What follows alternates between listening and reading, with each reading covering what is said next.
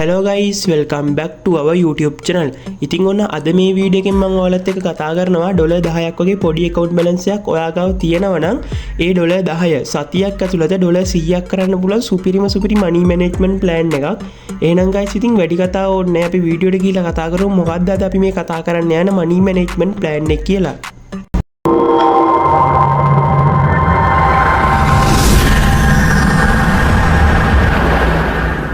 හරි guys ඉතින් මම වීඩියෝ එක පටන් ගද්දිම ඔයාලට කියපු විදිහට අද මේ වීඩියෝ එකෙන් මම ඔයාලට කියලා දෙන්නේ $10ක් වගේ පොඩි account balance එකක්. හරියටම සතියක් ඇතුළත $100කට අප් කරන්න පුළුවන් විදිහක් ගැන.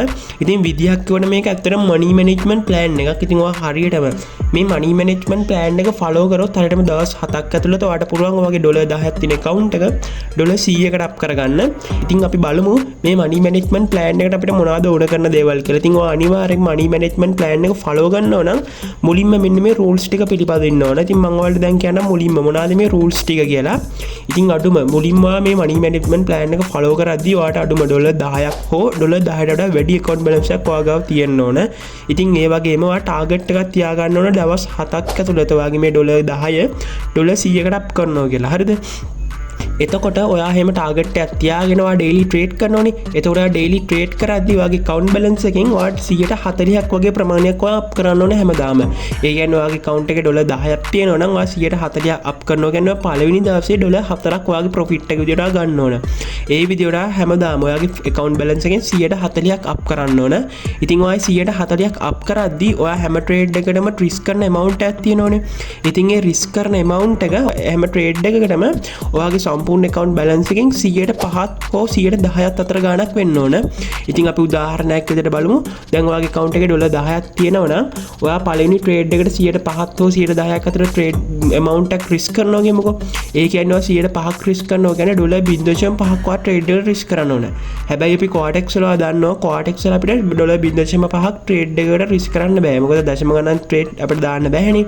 ඒක නිසා අඩුම $1ක් තමයි දාන්න ඕනේ. ඉතින් එහෙම කරනවා නම් ඔයා අඩුම $1 ගන්නවා trade එකට දාන්න ඕනේ. කියන්නේ ඔය කියන්නේ ඔයා 110ක් ඔයාගේ account balance එකෙන් risk කරන්න ඕන. ඉතින් ඒ වගේම මේකේ වටිනම දේ තමයි ඔයා follow කරන strategy එක තියෙනෝනේ. ඉතින් strategy එක හොඳ win rate එකක් තියෙන strategy එකක් වෙන්න ඕන.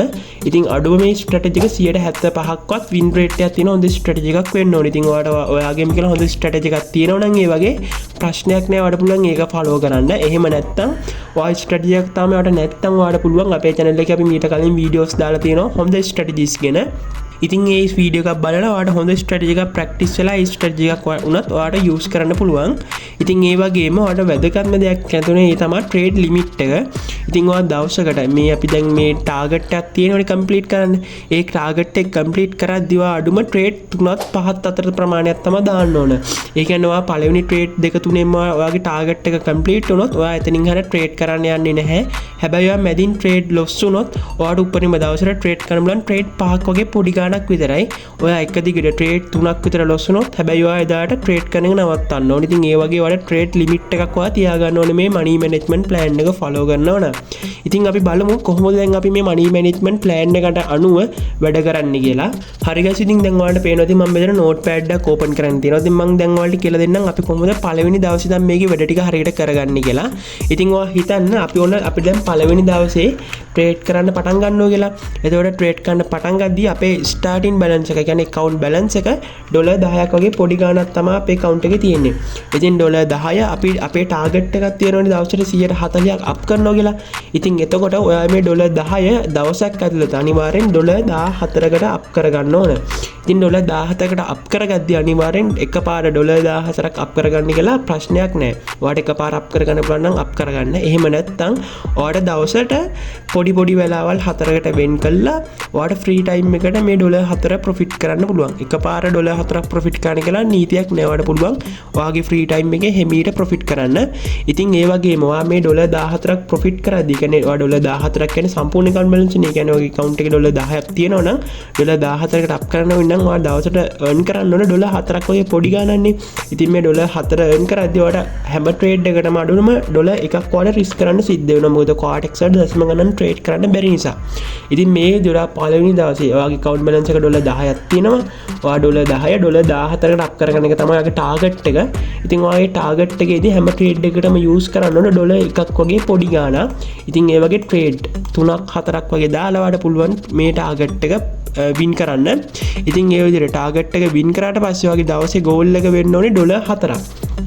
ඉතින් මේ විදිහට දවසේ ගෝල් එක ඔයා ප්‍රොෆිට් කරාට පස්සේ, ඒ කියන්නේ ඔයාගේ දවසේ ගෝල් එක ඩොලර් 4 වින් කරාට පස්සේ ඔයා එදායින් පස්සේ ආයි ට්‍රේඩ් කරන්නේ නැහැ. ඔයාගේ next day එකට යනවා. කියන්නේ day 2 එකට. ඉතින් අපි බලමු දැන් day 2 එකේදී ඔයා කොහොමද මේකේ වැඩ ටික කරන්න ඕනි කියලා. ඉතින් කලින් වගේම day 2 එකේදී ඔයා day 2 එක පටන් ගද්දිම ඔයාගේ account එකේ balance එක තියෙනවා හරියටම ඩොලර් 14ක්. මොකද අපි කලින් දවසේ ඩොලර් 4ක් ප්‍රොෆිට් කරානේ. එතකොට ඔයාගේ සම්පූර්ණ account balance එක ඩොලර් 14යි. එතකොට ඩොලර් 14න් ඔයා ටාගට් එකක් තියාගෙන ඉන්න ඩොලර් 14න් 140ක් ඔයා අප් කරනවා කියලා. එතකොට ඔයාගේ ටාගට් බැලන්ස් එක වෙන්න ඕන ඩොලර් 20ක්. මොකද ඩොලර් 20ක් කියන්නේ හරියටම 140ක් ප්‍රොෆිට් කරගෙන ඔයාගේ account balance එක සම්පූර්ණ ඩොලර් 20කට අප් වෙන්න ඕනේ. ඒ කියන්නේ ඔයාගේ දවසේ ටාගට් එක ඩොලර් 6යි. ඉතින් ඔයා ඩොලර් 6 අනිවාර්යෙන් එකපාර අප් කරන්න කියලා ඔයාගේ ඉතින් එකපාර ප්‍රොෆිට් කරන්න කියලා නීතියක් නැහැ. ඉතින් කලින් කියපු විදිහටම ඔයාට පුළුවන් ඩොලර් 6 දවස කොටස් 6කට බෙදලා ඔයාලට එක ට්‍රේඩ් එකක් ගන්න ඔයාලට දාන්න පුළුවන්. ඉතින් මේකට ඔයා මම කලින් කියපු දෙමු දැන් ඔයාගේ account balance එක ඩොලර් 14යිනේ. ඉතින් ඩොලර් 14න් 110ක් කියන්නේ ඩොලර් 1.4ක් වගේ ගාණක්. ඉතින් ඔයාලට පුළුවන් හැම ට්‍රේඩ් එකකටම ඩොලර් 1.4ක් වගේ යූස් කරන්න. ඒ කියන්නේ හැම ට්‍රේඩ් එකකටම ඔයා ඩොලර් 1.4ක් මේ විදිහට යූස් කරලා ඔයාලට ට්‍රේඩ් 6ක් ගත්තා කියන්නේ, ඒ කියන්නේ ඔයාලට අඩුම ට්‍රේඩ් 4ක් 5ක් වගේ ගත්ත කියන්නේ ඔයාගේ ටාගට් එක කම්ප්ලීට් වෙනවා. ඉතින් ඩොලර් ටාගට් එක කම්ප්ලීට් වෙනවා කියන්නේ එතකොට ඔයාගේ සම්පූර්ණ ඒ කියන්නේ day 2 එකෙත් ඔයාගේ ටාගට් එක ඔයා හරියටම කම්ප්ලීට් කරා නම්, ඒ කියන්නේ ඔයාගේ ටාගට් එක කම්ප්ලීට් කරා කියන්නේ ඔයාගේ account balance එකෙන් 140ක් අප් කරා කියන්නේ දවස් අන්තිමේ වෙද්දී ඔයාගේ account එකේ සම්පූර්ණ balance එක ඩොලර් 20ක් වෙලා තියෙනවා. ඒ විදිහට දැන් ඔයාගේ account balance එක දවස් දෙකක් යද්දී ඔයාගේ account balance එක ඩොලර් 20ක් වෙලානේ. එතකොට දැන් අපි බලමු day 3 එක. ඉතින් ඔයා කලින් විදිහටම day 3 එකට ගිහිල්ලා ඔයාගේ account balance එක මේ විදිහට මෙතන type කරගන්න. ඉතින් අපි ටාගට් එකක් තියා ගන්නවා දැන් ඩොලර් 20න් 140ක් අප් කරනවා කියලා. ඉතින් අපි 140ක් අප් කරා කියන්නේ දවස් අන්තිම වෙද්දී අපේ account එකේ තියෙන්න ඕන හරියටම ඩොලර් 28ක්. ඉතින් ඩොලර් 28ක් කියන්නේ අපි දවසකට, ඒ කියන්නේ අපි ඒ දවස් තුලදී ප්‍රොෆිට් කරන්න ඕන ඩොලර් 8ක් වගේ ගාණක්. ඉතින් ඩොලර් 8 අපිට කලින් කියපු විදිහටම එකපාර ට්‍රේඩ් කරලා වින් කරන්න ඕනේ නැහැ. තනින් කොටස් වශයෙන් අපිට ප්‍රොෆිට් කරන්න පුළුවන්.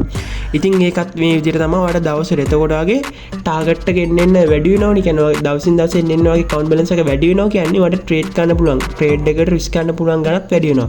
ඉතින් ඔයාලට පුළුවන් එතකොට මේ හැම ට්‍රේඩ් එකකටම ඩොලර් 1ක් හෝ ඩොලර් 2ක් වගේ ගාණක් යූස් කරන්න.